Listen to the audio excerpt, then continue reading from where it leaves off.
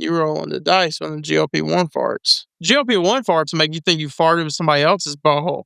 You'll be like, you'll know you farted, and you'll smell it. You'll be like, yo, who farted? Like, GLP-1 farts are bad.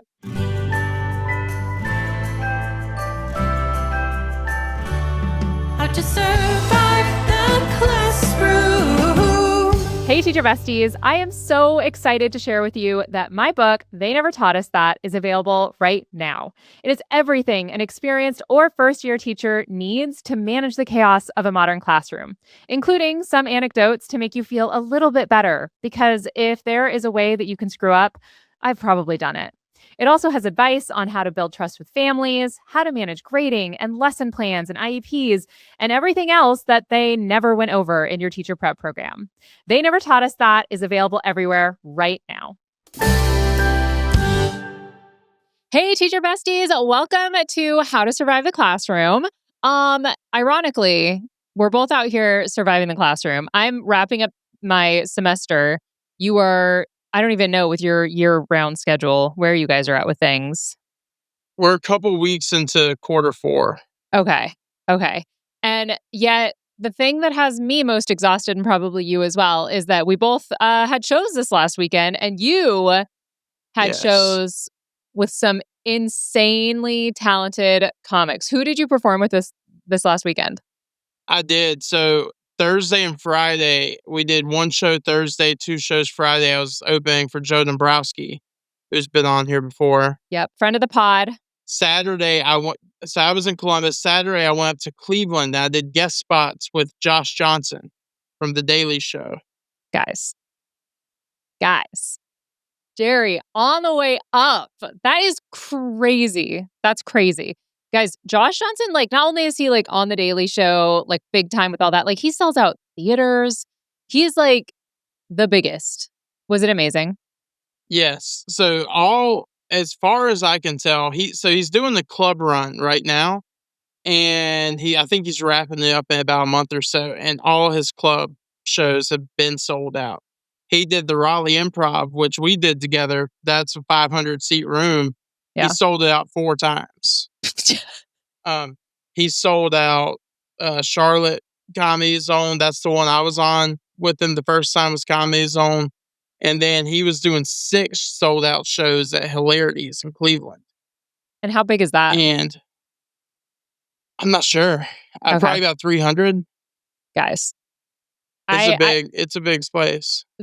Those are numbers. Those are crazy numbers, especially when, I don't know if you saw this last, like, couple of months. I feel like I've seen a bunch of different musical artists have had to cancel their tours because they overestimated, I would say, where their fans were and how many fans they have that actually want to come. And concert tickets, I feel like, are way higher priced. Who was it? There was the one girl, all about that bass. About that bass. Meghan Trainor. She canceled hers, and like, here's the thing. Like, I saw something where I was like a take online where somebody was like, why are these artists not being honest? I think it was like a TikToker or something that was like, be honest, like, I overshot and I don't have that many people that wanted to come see me. And I was like, okay, but no, you never want to put that out there because no one wants to come to something that that whole group mind is a thing. So I understand why she's like, I just have like family things because I think she just overshot it and she couldn't move enough tickets, which is a bummer to be at that point in your career and then be like, uh-oh. I'm doing that right now. I have a show tonight that I'm doing in Raleigh called Gerry and Friends, a little improv club called Comedy Works. Yeah. And it was 65 people seating. I'm like, okay, if I push this to people I know, because I don't normally push too hard for people to come to stuff because I do so many shows in the same area. I was like, if I push this and I run ads, I can get 65 people in there. Not getting 65 people in there. No. It's enough for it to be a good show, but I'm not getting that many people. I think last I knew I was at like 23 and not everyone's bought tickets. I'm like, okay, I might get to 30 or 35. Yeah. It's for a small room, I'll take it. But I'm like, man, nobody knows who I am. Why did I think I could sell like this? Why did I think I could do this? You don't know until you try it. I feel like there's not a single comic out there that doesn't have a story like that, I feel like. And okay, I was just listening to the Office Ladies pod recently, and Melora Hardin was on, and she's the one, for those of you guys who are fans of The Office, she played Jan. Gerry, I assume you've seen The Office. I've seen it before, yeah. Okay. She plays like an insane character and stuff, but originally, which I did not know this, but originally she was actually cast to be on Back to the Future, like way back in the day. And she lost it after they had already cast her. They'd done promo stuff with her, all of that. And then she lost it because they had recast the main lead to Michael J. Fox, and Michael J. Fox was shorter than her. And so yeah. So they Short King. Yeah, they dropped her. And it broke her heart. She was 17 when it happened. It broke her heart. And, she was talking about that. But I so appreciated what Melora Hardin said also after that was, she's like, in order for me to be successful in the business that I am, a business that a lot of people want to get into, and it's very, very rare to have the kind of success and career I've had, I have to have failed so many more times than I've succeeded in order to be where I am right now. And I loved that. And I think that like bridges not only our like comedy world, but also into our teaching world, where it's like, we take a lot of swings with our students, and we hope that sometimes it hits and we're like, great, we nailed it. We knocked it out of the park. But just like with anything that is hard, we're going to fail so many more times than we succeeded. We just kind of hope that the successes in the end are big enough to outweigh the failures. It just, and I think the same way with comedy. And I feel like right now, I think it also hit me because I'm just taking a lot of swings, and not all of them have landed in the way I always want them. Because I mean, of course, anytime we do anything, like I released my book and it's selling, okay, but I wanted it to be a New York Times bestseller. Like, right. Of course, who wouldn't, right? And so, we take our swings, but then we're going to fail so many more times. And I think that's such a healthy mindset, not only for comedians and entertainers to have, but also for just people in general to recognize that we're all failing so much more than we're succeeding in a lot of ways. Right. I can't remember who has the quote, but there's a quote like, when you fail, you want to fail up. Like you want to fail, but you want it to be pushing you to something else. Like you don't want to just fail and be done, or fail and then try and stoop back down to whatever was working before. It's like you want to fail, but you want to keep failing until you don't. Yeah. My students just came back from the field, and they were working with a bunch of middle schoolers in different classes. And I had warned them ahead of time. I was like, guys, listen, the apathy is rough. The apathy is real. The apathy is rough. We're struggling getting these kids engaged and caring about something. And they were like, okay, yeah. And then they came back and they were like, oh, getting them to do anything. I have a few future math teachers that were working in 7th, 8th grade math classes. And they're like, it was kind of frustrating because the teacher would tell him to do something and the kid wouldn't do it. And then the teacher wouldn't really do anything about that.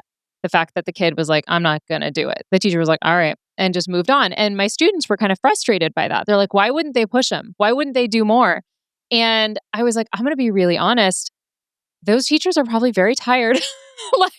There's a couple things here, right? Because when I first started teaching, I feel like I would have a few in each class that were like that. And I would have a little bit of time to spend to encourage them and get them on track. But then when the pandemic happened and all of that, it felt like 3 became 10 to 12 students per class that had that level of apathy. And I was like, these teachers are looking at their class of 25 kids in this district, and they see that there's 6 kids, maybe 10 kids that don't want to try, but the rest of the kids do. Are they going to spend the entire time begging and cajoling those 6 to 10 kids to get them to do some work? Or are they going to allow the kids who actually care be successful? And I don't know, have you seen that in your class? And what is your take on that? Do you feel like as educators, we owe more of a responsibility to the kids that want to try, or to the ones that are kind of mentally checked out? It's hard because the kids who want to try, I feel like will find their way to try. And maybe sometimes it's getting the kids who want to try and trying to get them to connect with the kids who don't, whether that's letting them do group work together or stations, however you need to do it. Um, I think it's tough too, like, and something I've had to deal with. Like I just got back from break and I feel like I'm still dragging. Yeah. And it's like it's hard to get kids to try when I don't want to try half the time. Like it's been a Yeah. battle. Like Yeah. um so I feel like it falls more to the ones who don't want to try because there's some of them you see they'll come in some days and they're like, "Hey, look what I did," and they want the recognition for doing well, and then other days they're like, as soon as they hit a wall, they're like, "Okay, I'm out." Yeah. And there's you trying to find a way to motivate the ones who are like on the bridge and trying to identify who's on like right there at man, we could get them really rolling. Yeah. Um, for the ones who just don't have any motivation, it's like, yeah, that's tough because sometimes it's hard to tell if there is something that will motivate them or not. And some of them don't. Some of them are just coming in, and I don't know where that comes from. Yeah. Well, and I feel like also the research on the impacts of the pandemic and what it did socially and like emotionally and mentally to just the culture in general. I feel like there's not a whole lot of studies and there's not a whole lot of anyone I've talked to that's like, I figured it out. Like, no apathy in my classroom. I mean, I've talked to some people that number one, the devices not being in the classroom has been really helpful for schools that have officially outlawed like no phones in the classroom whatsoever. Um, and it actually is like enforced. I've heard from those teachers that it is absolutely incredible. So I think that that's probably a step because I keep on reading all of these articles now that are talking about how our phones are like, and we all knew that our phones were kind of making us dumber, but now there's actually studies where this guy got like brain scans and then he put his phone like in a lockbox. And so if he got onto the internet, he had to sit down at like a desk and log onto the internet to do something, but he wasn't like scrolling, he wasn't doing any of that kind of stuff.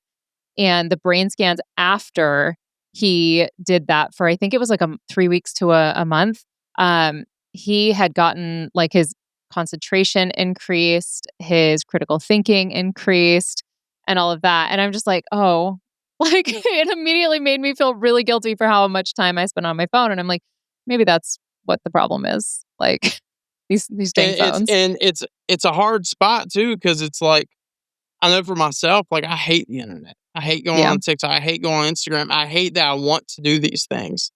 And I feel the best when I can disconnect and do something else. Yeah. But unfortunately, like we're both in a career that requires the internet. Yeah. You do we both do content creation online. You for much longer and much more successfully so far that I'm doing it. I'm trying to do it, but mine's also if I put my phone down and I get offered a stand up gig and I miss it, it's like, man, I miss out on stage time. I miss out on money. I miss out on work to Yeah. try and get better at doing stand up or get better at doing whatever I do. And it's like if I'm not on the internet, I could lose that. Yeah. So it's a hard thing. Yeah. I think for the kids too that are on their phones, they're also dealing with the fact that like they don't have like job opportunity stuff necessarily with their phones, but they do have like social capital that I feel like they're using their Yes. phones for. Like whether it's like dating or friendships or something like that, like being out of the loop in like high school or middle school, it feels terrible. You know, like it feels like you're actually losing out on a job when you find out that like the group chat is popping off and you don't have your phone on you. It feels like absolutely criminal. But yeah, do you have any like crazy shenanigans that you guys got into that you can share with the pod this past weekend? I'll tell this story from when I was with Joe. We are leaving the club, and me and Joe stayed in the same hotel. And we walked back to the hotel, and Joe can't find his rental car key.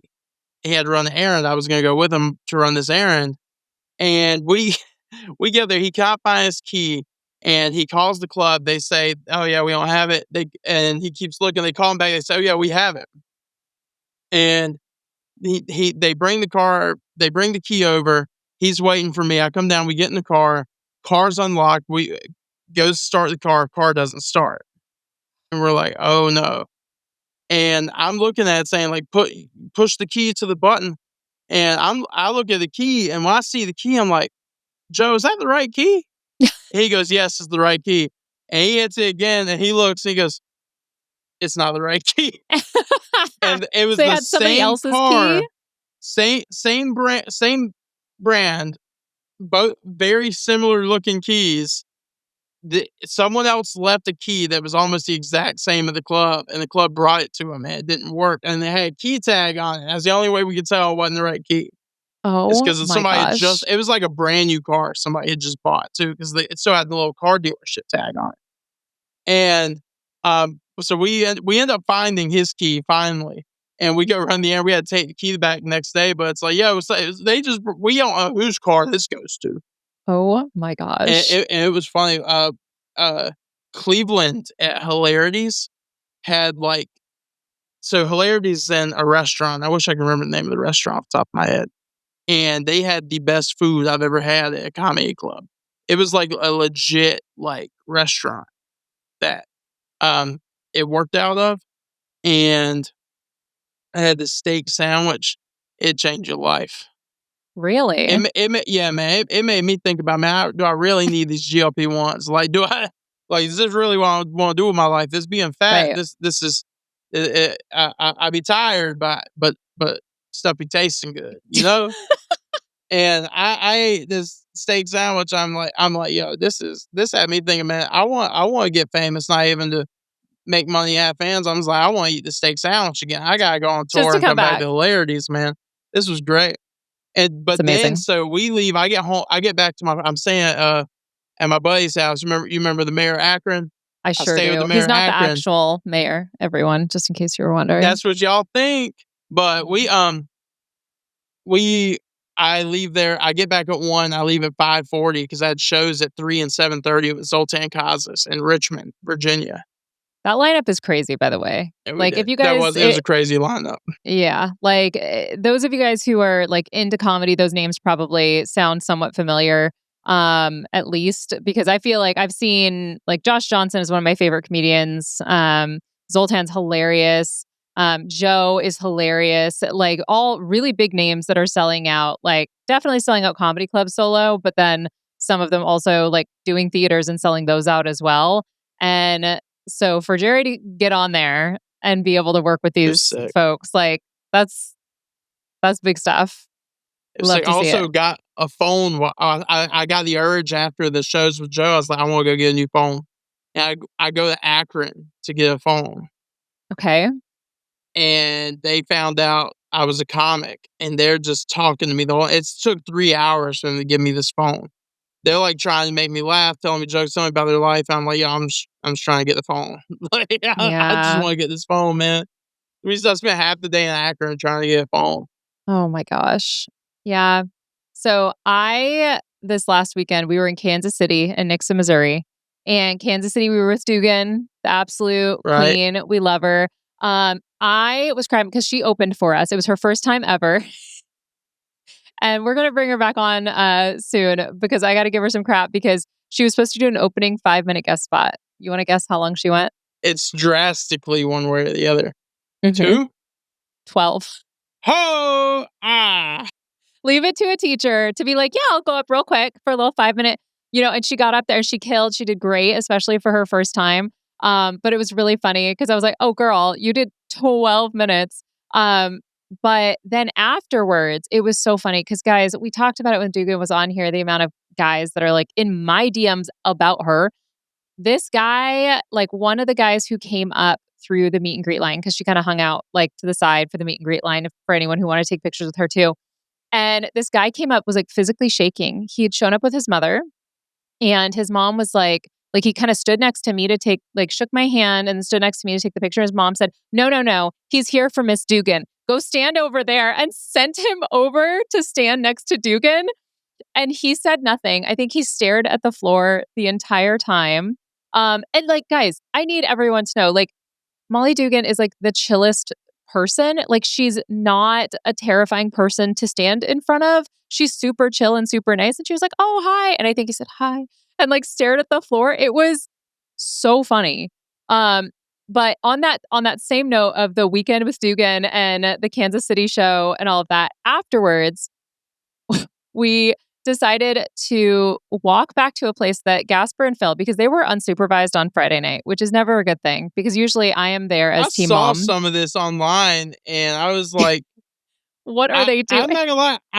I next to y'all going to the Magic game, that was what I was the most jealous of. I was like, I wish I could have wound up with Gasper and Phil on this. Yeah. So at some point, Gasper and Phil wandered through like a development that wasn't fully built yet. I don't know what they were doing, but they did tell me that that they were sitting in the, like, walking through this little like cul-de-sac where all the houses, the lights were on, but no one had moved in yet. And apparently they both, this makes me laugh so much. They both were talking about how scary it would be if suddenly like a face appeared in the window. And they said they saw like a cat run across the street and stuff. And then they kept on talking about how scary it would be if a face appeared. And they got themselves so scared, they ended up running out of this neighborhood. I need y'all to understand, these are men in their 30s that spooked themselves so badly.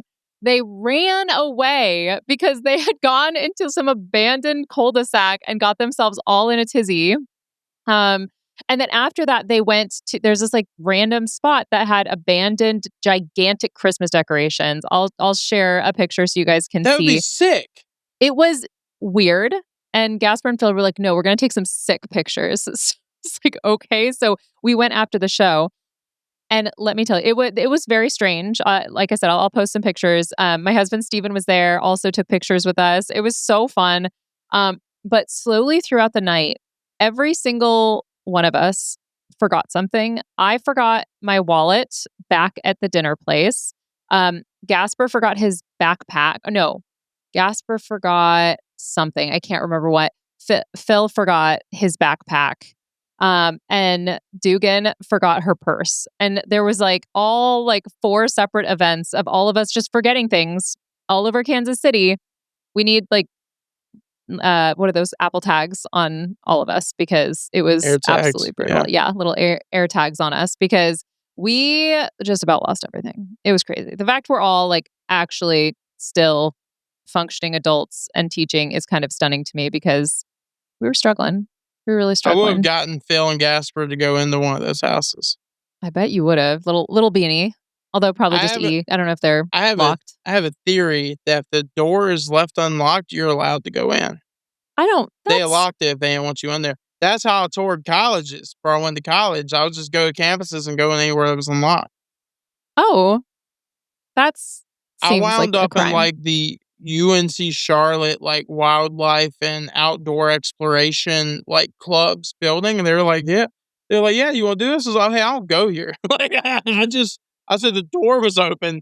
And I wandered in. One time I snuck onto the rooftop. They had like, and they wasn't rooftop. It was like a parking deck way high. It was halfway up the side of this hotel in Myrtle Beach. They had a pool and I snuck up there and I went back and got my friends and snuck them all up there. So we were on this like pool 10 stories up looking over the ocean. It was sick. Yeah. You're just out there trespassing.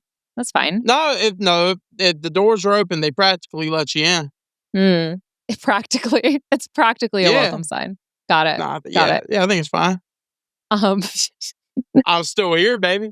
Still here. I ain't still here. Locked up for this. Oh my gosh. Okay, guys, we do have a couple of fan questions. We are going to get to those as soon as we take this quick break. Have you ever wondered what I would say if my mother and my administrators weren't watching every single thing I do on social media? Well, that's exactly what my stand-up show is, and I'm going to be coming to a town near you super soon. You can get tickets at educatorandrea.com/tickets. Welcome back, teacher besties. Okay, so with these ones are not as teacher specific because I think partially because we've been diverging a bit from the teacher path. We always do like bring it back, obviously. But one of the questions here was, what is the most embarrassing thing you've ever done in public? Oh, I gotta think. I have something that I did. I don't know if I would say it's the most embarrassing because I've done a lot of really embarrassing things. But this week, I can tell you the most embarrassing thing this week is that I was sitting at work and I was like, it smells like piss up in this school. What is going on? They're not cleaning this place. It's disgusting. No students were like directly around me. I was just sitting there. I was like, why does it smell like piss? It's disgusting. And I was like actually angry and like indignant. And then I looked at my pants and I noticed that one of my pant legs looked a little lighter than the other pant leg, which had almost a yellow tint to it. And I was like, it, is it me? It was me. My dog pissed on my pants at some point and I didn't notice because it was extremely light. And so I was walking around, like I was fully teaching all day. It was like noon before I realized it. I was teaching all day, walking around with piss on my pants, which is not great. It's pretty embarrassing. I crapped myself in a Target one time. My stomach just flipped on me. I love that you have to specify that it was in a Target because of the amount of times that you have defecated yourself. It is important to like have the distinction. Oh, wait a minute. Okay, so I pooped my pants in a Target one time, and I don't know. I should tell the other story. I pooped my pants in a Target one time, and I like full on, like straight up, just stomach quit working, dropped out, bottom fell out. And I like had to shuffle around, buy clothes, and just throw my clothes away while I was there. I don't know what had messed me. And I was younger. I was like I had just started driving. I was 16. Oh. And I drove like part way where my grandparents lived. So my brother was going to stay for the weekend. I was dropping him off. And I ran in Target while I was up there. And just something didn't agree with my stomach. And I don't know what it was, but it tore me up. The other time I pooped my pants in the classroom. Wait, It was this the same thing. Wait. Was this the pants that we've talked about before? Yeah, Where I'm wearing them right now. that you used my dryer and he cleaned them in my home? They weren't poopy then, I don't think. But I'm wearing them right now. Gerry, They're clean. That one wasn't as big. You might have IBS. I gambled on a farm, and what happened was I ate 2 bags of Takis at like 10:30 in the morning, and snack size bags though. But I know this is what's gonna get clipped too, so I'm like, how much story do I want to tell? I mean, and I had to like walk out of the classroom backwards and go down the hall. I was like, oh yeah, I did that. And I came back and there was a little spot on the chair. I'm not gonna say who it was or even the position, but the person who like came to watch my class was sitting in the chair. And I went, oh no.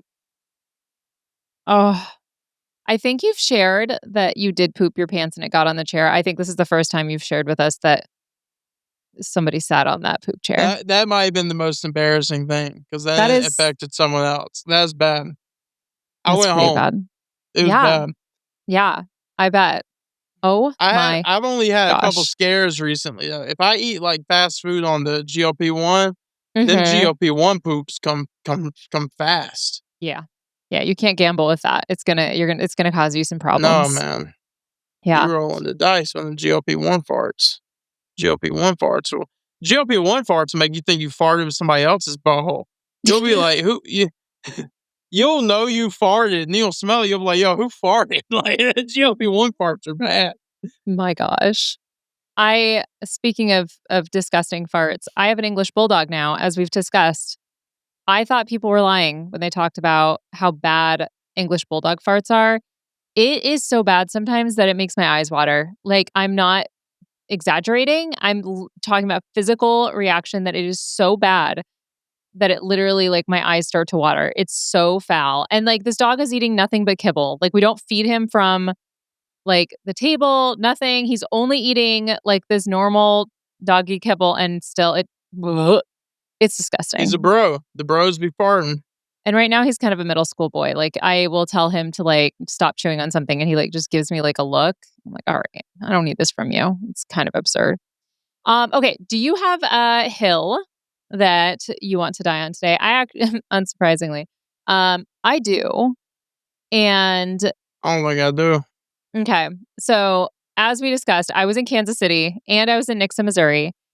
And when I was in Nixa, Missouri, there was like all sorts of like weather warnings, tornado warnings, all of that kind of stuff. And the hill I'm going to die on is that Midwesterners need to take tornadoes more seriously. Like I grew up in San Diego, so I didn't grow up with tornadoes.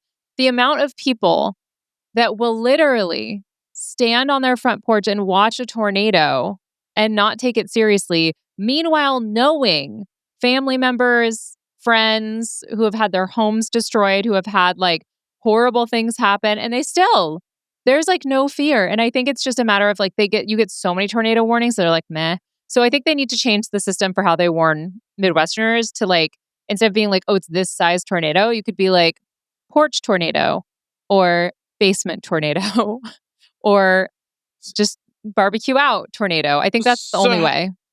How serious were y'all taking earthquakes in California? Not serious at all.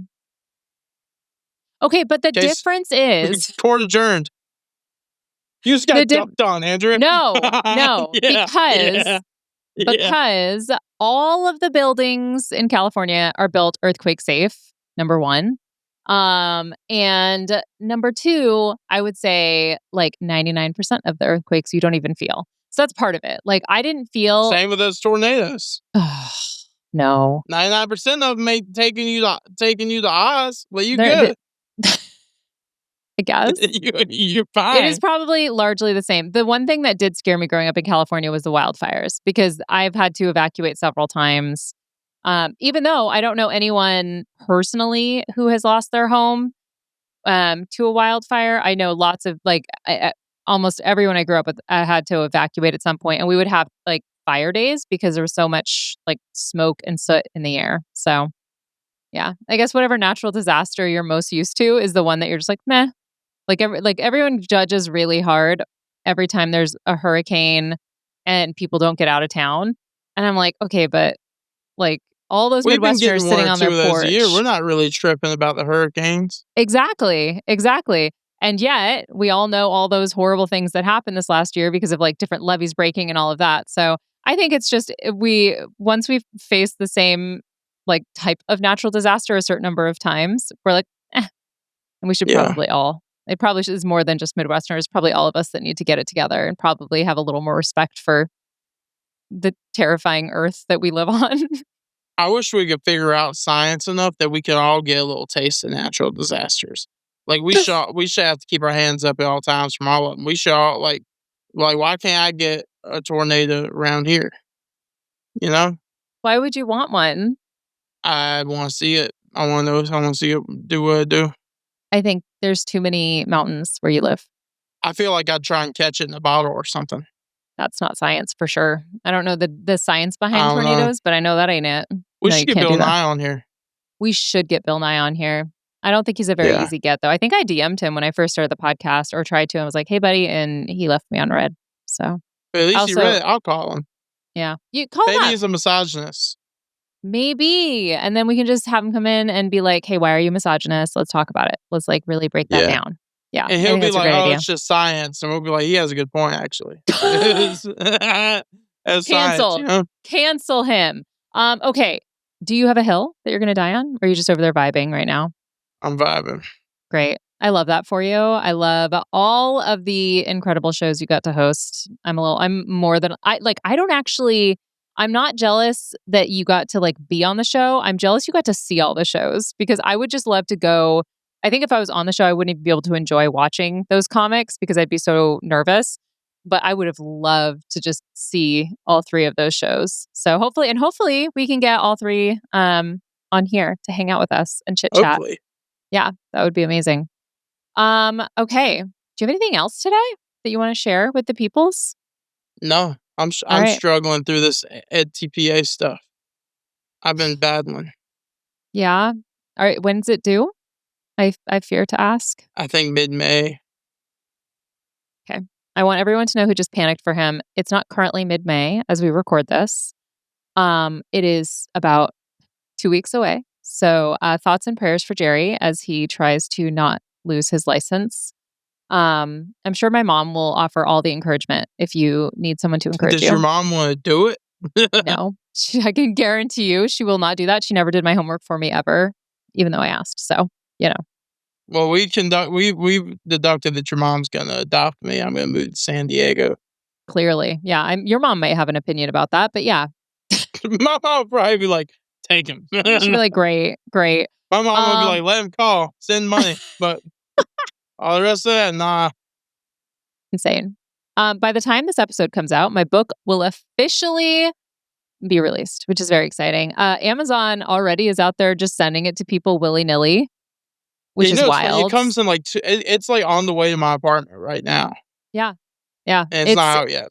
It's right. It's not supposed to come out till May 5th, and Amazon's like, nah, we're gonna do it. And if you happened to buy my book and you could leave me a review for that book, that is the thing that helps so much, because especially when it's a new book like this, people immediately just like look at the Amazon reviews and all of that. So if you guys could please, when you get the book, leave a review, let people know what you love about it. Don't tell them what you hate about it, because I'll just read it and cry, all that good stuff. So yeah, little shout out for that. And then also shout out for the shows I have coming. In June, I'm actually helping host a conference with Indiana State. And I have the information for that on my website on educatorandrea.com. That was in July. Did I say June? You did, yeah. My goodness, guys. In July. That was the one that got canceled, I think. This is a new one. So there was one that I and Gerry were going to be able to work on, and then I think that one is getting canceled, but TBD. But definitely there's one I'm helping host with Indiana State, and Gasper Randazzo is going to be there. And lots of other cool people. So keep an eye out for that. All right. I think that's all we got for you. You might come out there. Yeah, pull up. It's gonna be great. It's gonna be a good time. Denver might be here, so. Yeah, I'm coming. I'm gonna be off work. I don't know why I can't. I don't got nothing to do. Yeah. If I get all this other stuff figured out by then, and I'm good, I'll come. All the more reason for people to come to this conference, because can you imagine sitting next to Gerry at a conference? I can't. So it's going to be a new experience for all of us. If you guys have thoughts about what we talked about today, there are a lot of ways to contact us. You can contact me, Andrea, at human-content.com, or you can contact me at educatorandrea, or you can contact the whole Human Content Podcast family on Instagram and TikTok at Human Content Pods. And you can contact Gerry at Comedy by GP. That's right. And if you want to catch those full video episodes, they're up every week on YouTube at Educator Andrea. Thank you so much for listening. I am your host, Andrea Forkham. And I'm Gerry Patoka. And our executive producers are Andrea Forkham, Aaron Corney, Rob Goldman, and Shanti Brooke. Our editor is Andrew Sims. Our engineer is Jason Pertizzo. And our music is by Omer Benzbi. To learn more about How to Survive the Classroom's program, disclaimer, and ethics policy, and submission, verification, and licensing terms, you can go to podcasterandrea.com. How to Survive the Classroom is a Human Content production. How to survive the classroom. Thank you so much for watching. Want more of How to Survive the Classroom? You can watch more episodes right now. Just click on that little box over there. You see it? And if you haven't yet, please subscribe.